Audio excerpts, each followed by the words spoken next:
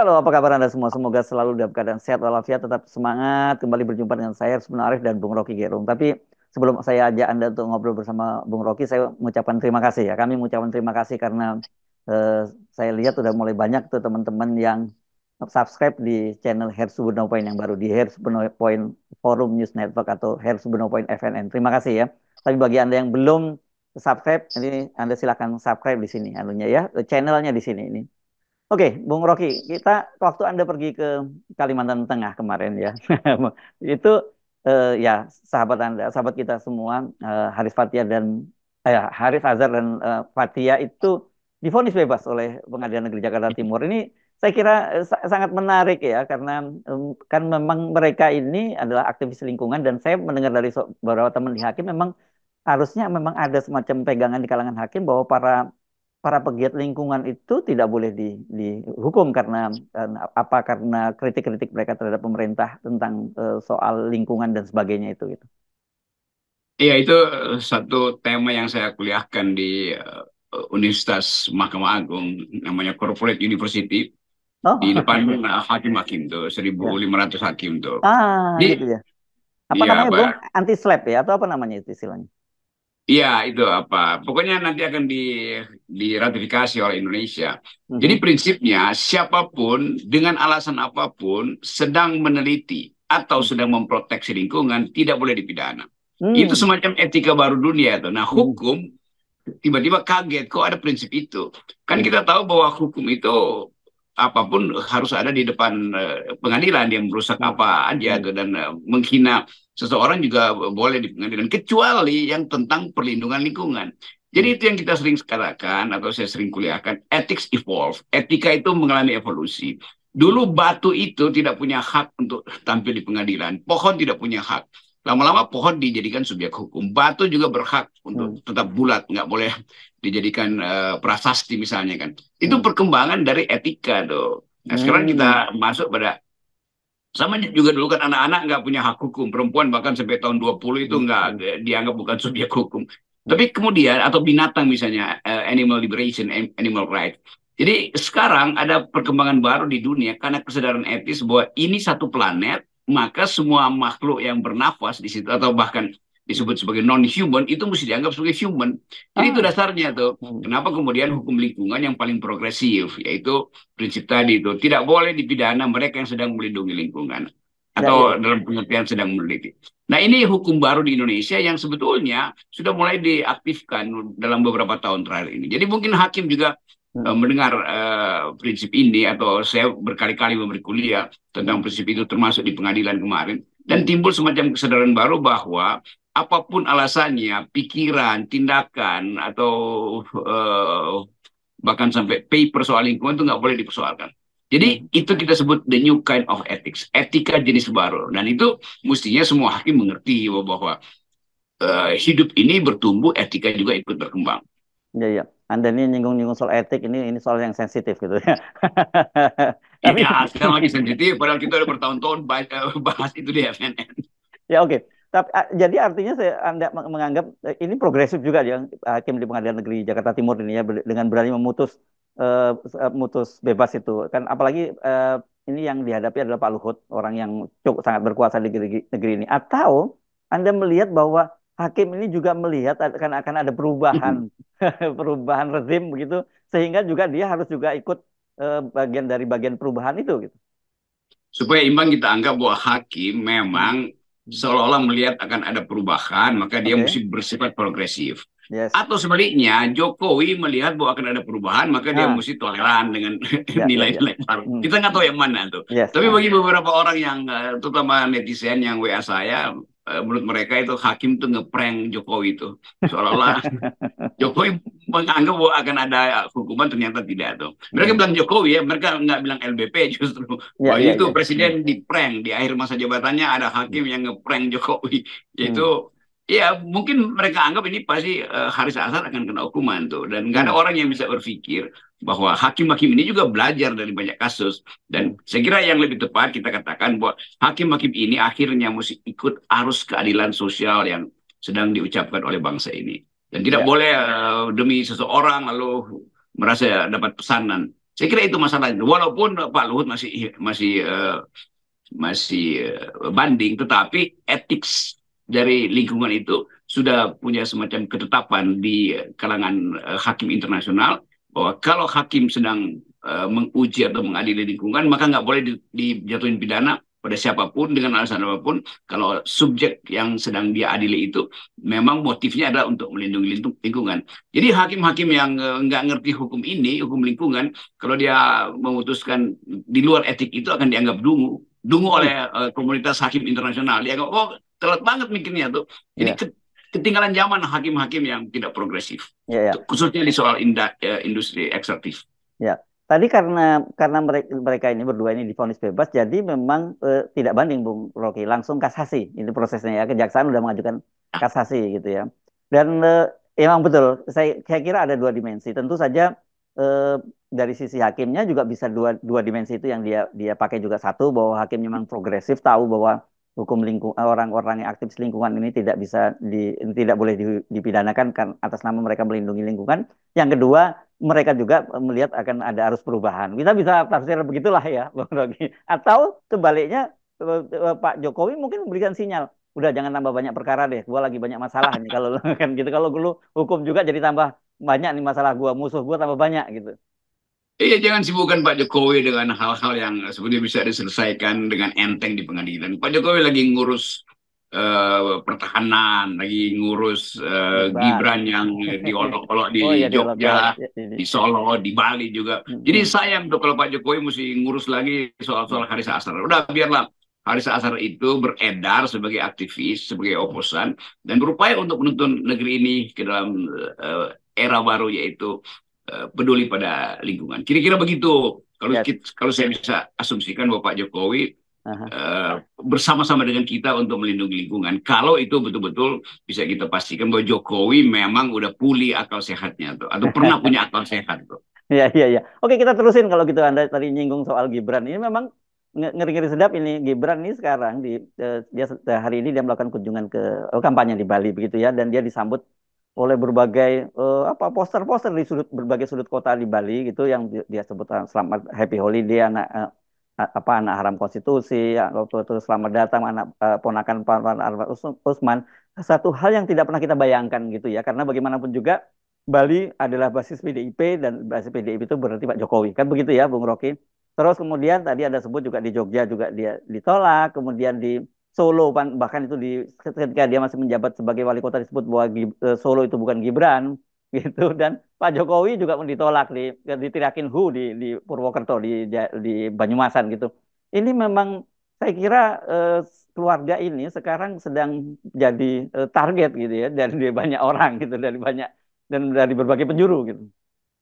Ya itu Pak Jokowi yang diserang melalui Gibran, tapi Pak Prabowo nya dipusing lagi kan. Iya.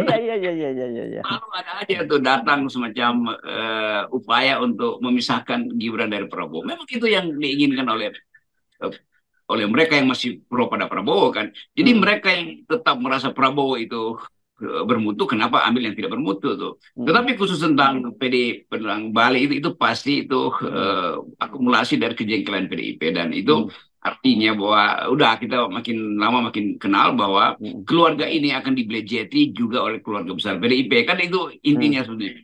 Dan memalukan betul kalau anak presiden yang bahkan sudah tampil sebagai calon wakil presiden resmi dinyatakan sebagai calon karena itu dikawal oleh petugas negara, oleh apa namanya polisi ya, petugas polisi yang menyiapkan itu, masih juga lolos diledek oleh poster-poster itu. Tentu netizen bergembira karena bagi netizen satu poster kecil di Bali itu bisa membatalkan semua poster Gibran yang beredar seluruh Indonesia. Iya. Oke. Tapi khusus Gibran ini kan melekat dua kepribadian. Satu, dia anaknya Pak Jokowi yang dia tentu dapat pengawalan dari Pas Pampres karena itu protokolnya begitu, dan dia sebagai calon wakil presiden dia juga dapat pengawalan dari polisi yang disediakan oleh KPU gitu. Jadi memang pengawalannya berlapis, tapi ya kalau menghadapi arus rakyat seperti itu memang nggak bisa tertahankan ya, Bung Rocky. Yang nggak dapat pengawalan adalah kader-kader PDIP di Bali itu.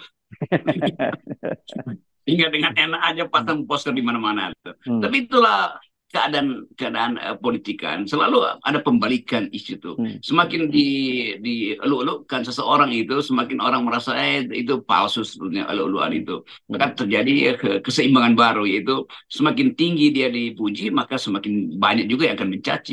Jadi mesti diterima itu sebagai fakta bahwa seorang yang masuk dalam wilayah politik harus mampu untuk menerima ejekan karena menginginkan pujian. Jadi sebaliknya mereka yang memerlukan pujian itu ya udah minta diejek aja dulu kan, supaya betul-betul balance. Jadi pujian dan ejekan itu hal yang biasa dalam politik. Pak Jokowi tentu menganggap bahwa ini berlebihan nih, karena itu beliau bahkan dalam kemarin dia harus seolah-olah membela Pak Prabowo tuh. Padahal Pak Prabowo sebetulnya tidak di situ poinnya. Pak Prabowo merasa bahwa Anies itu tidak sopan di depan dia sebagai orang yang lebih tua, kira-kira begitu. Ya, ya, oke. Ini saya kira tidak pernah kita bayangkan ya terjadi di Indonesia seperti situasi semacam ini ya, Bung Rocky. Dari satu pilpres ke pilpres lain kita belum pernah melihat fenomena semacam ini. Bagaimana satu keluarga gitu itu diejek rame-rame di sana sini gitu.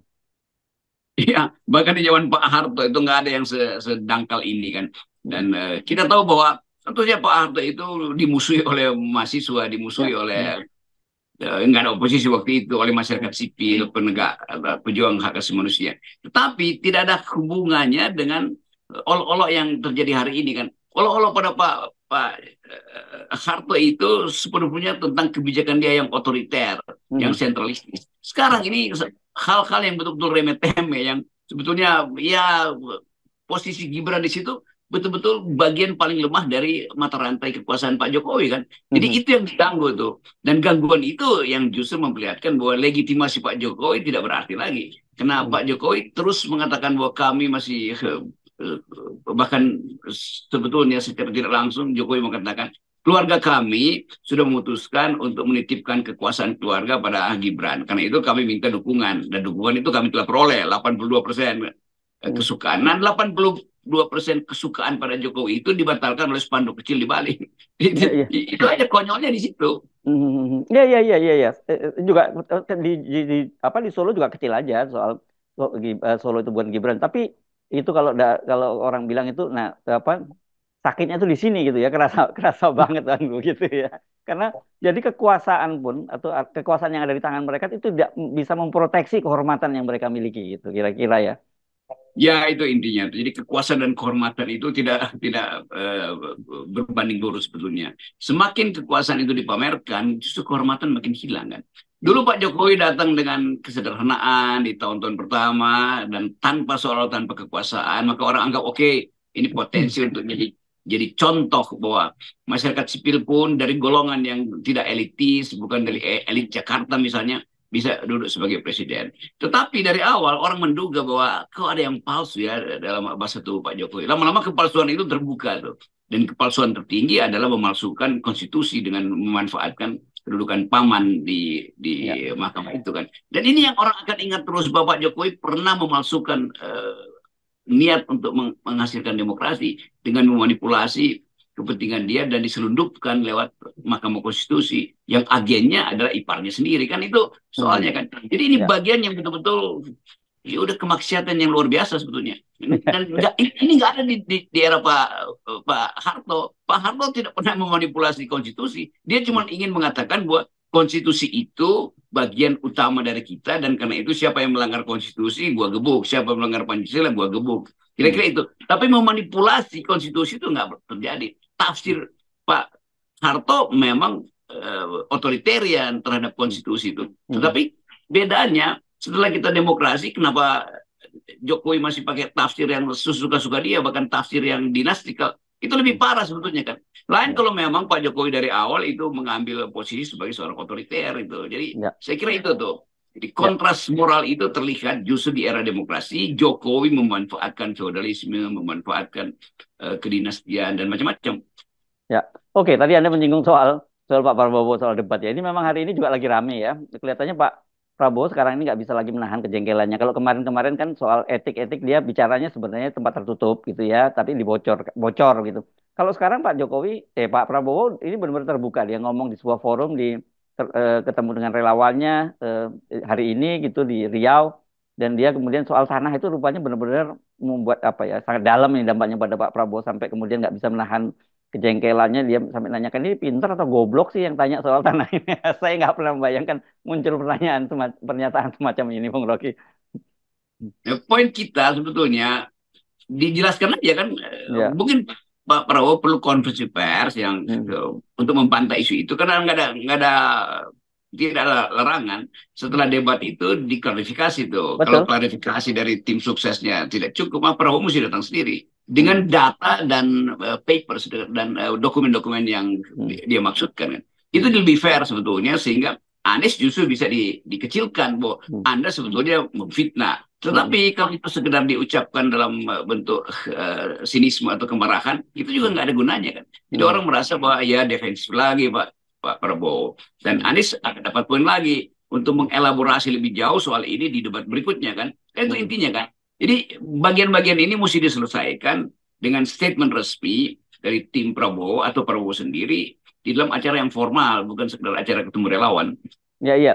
Ya, hari ini mungkin sebagai pembandingnya, saya lihat ada Wurawiri itu di WhatsApp grup itu potongan perdebat antara Joe Biden dengan Trump. Itu lebih sadis lagi, gila banget itu debatnya. Tapi saya kira itu nggak jadi dibawa jadi baper gitu. Ya udahlah selesai di situ dan kemudian kalau mereka olok-olokan lagi juga lewat olok-olokan di Trump kan senangnya pakai ke Twitter dulu gitu ya. Dia ngoceh di Twitter dan orang lucu-lucu aja ngelihat dia tuh jadinya gitu. Ya, itu model yang kita maksudkan supaya tidak ada ketegangan, ya dibuat agak agak bercanda sebetulnya kan. Hmm. Tetapi masalahnya Pak Prabowo membawa bercandaan itu setelah ada debat formil kan, itu Ya, ya, ya. soalnya gitu. Hmm, Jadi hmm. orang merasa wah masih jengkel atau orang merasa oke Pak Prabowo mungkin udah lentur tubuhnya sehingga mau bercanda. Tetapi intinya tetap orang minta semacam kejelasan kejelasan eh, administrasi tentang tanah-tanah itu. Kalau Hmm. enggak itu akan dipersoalkan terus dan ya selama itu tidak jelas maka kubu Anies akan menganggap wah ini bahan lagi untuk diolah kan. Ya, Jadi semua reaksi Pak Prabowo yang tidak bersifat formil itu akan dijadikan bahan untuk debat berikutnya oleh tim Anies ya, yang bersiap-siap untuk mengulik-ulik lagi lebih jauh. ya, ya, ya. Saya kira masih ada satu kesempatan lagi, Gibran satu kali, Pak Prabowo satu kali. Eh, dua dua kali peristiwa ini mesti nggak perlu terjadi lagi ya, ya Bung Rocky, karena kemarahan itu justru malah tidak menguntungkan gitu ya buat Pak Prabowo. Justru orang menganggap loh kok masih tetap aja emosian, gitu. Katanya gemoy gitu, gitu kan. Itu kesempatan Pak Prabowo di dalam menit-menit pertama debat ketiga nanti itu Ya.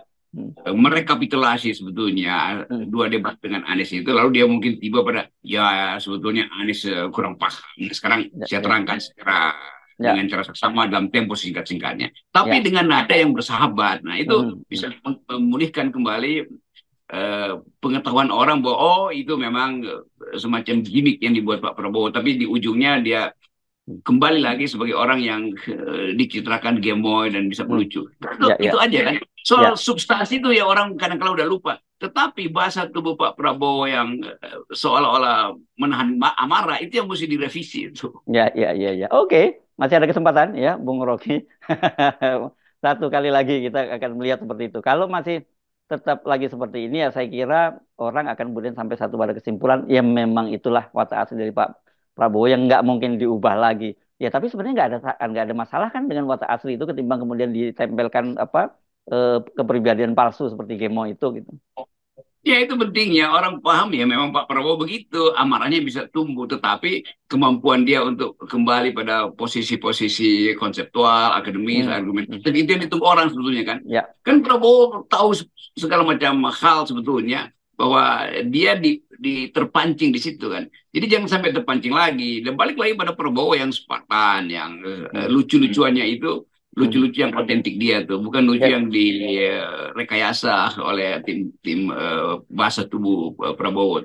Nah, keindahan debat itu kalau di ujung putaran terakhir itu ada sensasi baru tuh, dan itu yang hmm. akan diingat orang yang sudah-sudah pasti dilupakan orang. Jadi Yes. Pak Prabowo mesti cari siasat supaya kecerdikan dia di dalam berdebat itu tidak terbaca sebagai kemarahan. Yes, oke. Salam buat Pak Prabowo ya, Bung Rocky. Iya, salam.